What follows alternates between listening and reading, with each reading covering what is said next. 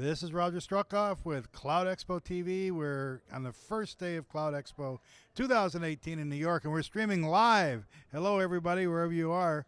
Thanks for joining in. We're also recording this for our YouTube channel, and hello, everybody watching it there. I'm joined right now by Scott Harvey with Atmosera, and he said something about engineering, so I think he knows what he's talking about. It's making me very nervous, but I'll do my best to keep up. Scott, thanks for joining us. Tell us about the company and what it does, and we'll go from there.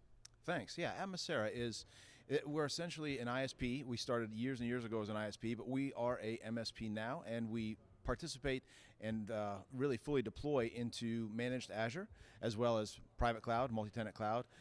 We've been doing that for a number of years now, and are a premier partner with Microsoft. You know, I talked this morning earlier, and I mentioned Azure, the growth that it's had, and I won't say it's unforeseen, because certainly if you've been working with Microsoft, it was not unforeseen, but it's been dramatic. Azure has really grown in the last 12 to 18 months.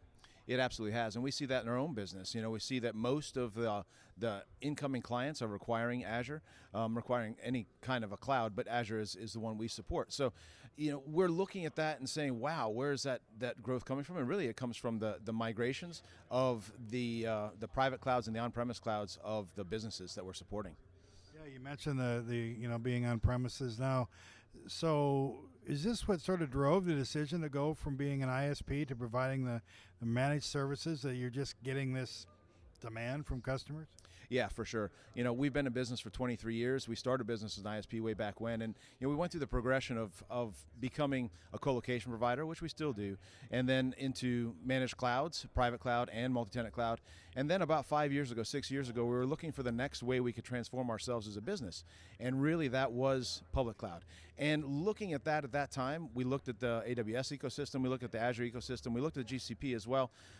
Really, where that was, the Amazon ecosystem was a bit saturated, and where Azure was and Microsoft was, they really wanted to drive that ecosystem and drive that adoption. So we were really at a good point at that moment to jump into that ecosystem, and that is what we decided to do. We were a Microsoft partner to begin with, and we jumped basically both feet in the water, so to speak, and became an Azure partner as well, CSP. How much does it help you that Microsoft, unlike a couple of the other big ones you mentioned, have been in the enterprise for a long, long time? They've been selling software and services for a long, long time. How much does it help you as you're working with customers on their path with Azure? Yeah, it very much does.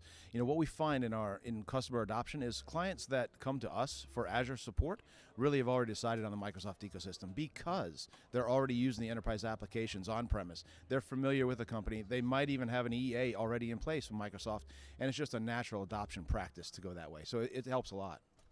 You can't really discuss, give away intellectual property, but what sort of challenges are, can you name a couple specific challenges you're solving? And I think more important, what you might need to solve in the coming year or 2 years. Sure.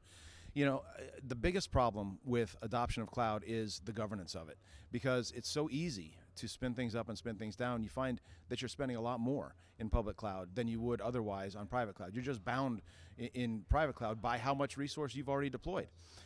When you go to public cloud, the world is your oyster, and you can do whatever you want. You can spin these giant boxes up and then forget to turn them off, and that does happen. So those challenges and putting in place the governance necessary to be able to know when you're doing that and how to turn those down effectively is what MSPs and CSPs work on routinely, and that's what our business is.